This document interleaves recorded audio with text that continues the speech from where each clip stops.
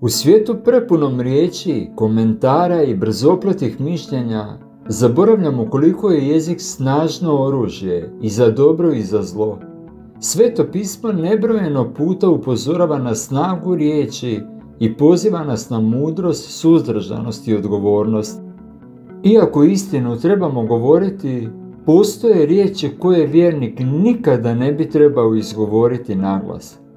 Ne zato jer su neistinite, već jer otvaraju vrata neprijatelju, potiču sumnju, tugu, a često i grijeh.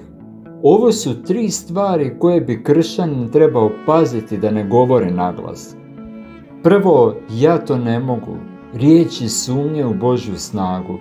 Kad izgovorimo ja to ne mogu, vrlo često ne izražavamo samo skromnost, već zapravo objavljujemo nevjeru. Bog nas ne poziva da sve činimo vlastitom snagom, nego njegovom.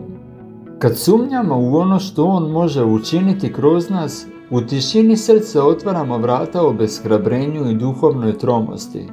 Ponekad izgovarajući te riječi, podsjećamo više na 10 uhoda koji su rekli: ne možemo ući u obećanu zemlju, preveliki su, zaboravljajući da ih Bog vodi.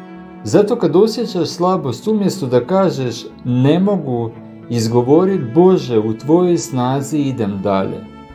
Drugo, mrzim. Riječi koje truju srce. Riječi mržnje, ogorčenosti i prezira ne bi nikada smjele imati mjesto u ustima vjernika. Možda ćeš reći, ali to iskreno osjećam. No Isus nas nije pozvao da budemo robovi osjećaja, nego učenici koji praštaju.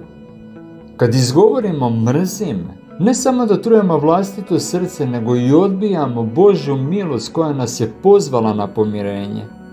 Riječi oblikuju stav, a stav vodi prema djelovanju. U molitvi iznesi Bogu svoju bol, ali pred drugima ne daj neprijatelju da koristi tvoj jezik kao oružje. Treće, nikad neće biti bolje. To su riječi bez nade. Ova rečenica često dolazi iz umornog srca koje ne vidi promjenu. No kad izgovorimo nikada neće biti bolje, mi zapravo prorokujemo poraz nad vlastitim životom. Bog nas ne poziva na neki naivni optimizam, nego na vjeru. Tvoje riječi su sjeme. Ako stalno siješ beznađe, nemoj se čuditi plodovima tuge i frustracije. Umjesto toga reci: Bože, ne razumijem, ali vjerujem da ti još pišeš moju priču. Riječi nisu samo zvukovi, one su duhovna sila. Bog je svijet stvorio riječju, a mi njegovu sliku nosimo i kroz vlastiti govor. Zato čuvaj što govoriš, ne iz straha nego iz poštovanja prema onome koji čuje sve.